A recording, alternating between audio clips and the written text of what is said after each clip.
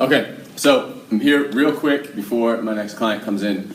We're talking about more reps or more weight. What I want to tell you, or what I want to ask you before I answer that question is, what's the quality of the movement you're doing, right? Because if you're not doing really good quality of movement, all you're doing is compounding faulty movement patterns or movement compensations. Now I get it that that's just how you get there. Like let's say I do a lunge and I do a lunge and this knee comes in when I do my lunge, or that back knee comes in when I do my lunge, right? And that's just how you move. Well, we've got some issues we got to take care of before you want to load that lunge anyway, or do multiple repetitions on that anyway.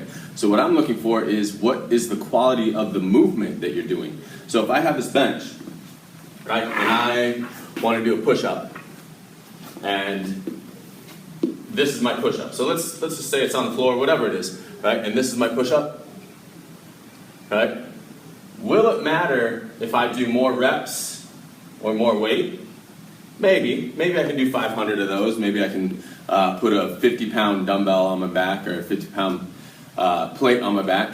And yeah, it'll matter, but what if what I concentrated on was keeping my abs tight, shoulders down and back, butt squeezed, and then I lowered myself through my elbow so I can get the full range of motion and then push all the way through. So what I'm doing with this full range of motion is actually activating more of the muscle fiber throughout a bigger range of motion. So what I'm doing is working more muscle. So there's ways that people work around actual range of motion and actual movement to do more reps or to do more weight. And there's no reason to do that when the quality of the repetition isn't good in the first place. So what we want to look for is quality of repetitions, quality of the movement, so you can engage more muscles, right? And then increase the repetitions or the weight.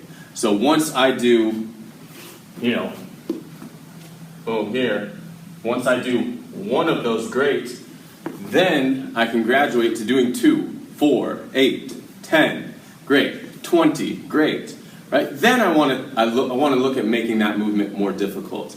But I don't want to make that movement more difficult until that movement is perfect. So there's no reason to load a squat, right, when you can't do that squat right in the first place. Maybe you should fix the squat, right? There's no reason to load a row, right?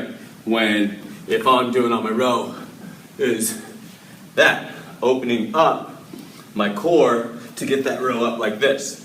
If I can stay here, chest out, butt out, pull that elbow past the rib cage, and then put it back in that same spot without dipping down here, and I can do that multiple times, maybe I want to look at adding more weight. But if I can't do that more times, I've got some room to grow. So it's not about repetitions and it's not about more weight, it's about the quality of the movement, then those things take place. Right? Quality of the movement supersedes everything else. That's all, guys. That is all.